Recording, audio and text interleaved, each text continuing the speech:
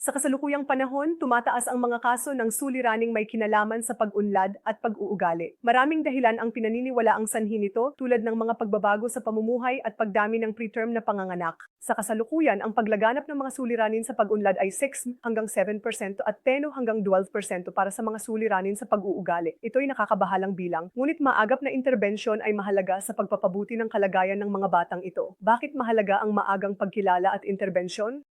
Ang neuroplasticity ang sagot dito. Ang neuroplasticity ay ang kakayahan ng utak na umangkop sa mga pagbabago. Nangyayari ito sa buong buhay, ngunit higit na mas aktibo ito sa unang 5 taon dahil kritikal na yugto ito ng pag-unlad ng utak. Kaya naman ang maagang pagkilala at interbensyon sa panahong ito ay nagbibigay ng pinakamainam na resulta para sa mga batang ito at tumutulong sa kanila na maabot ang kanilang pinakamataas na potensyal.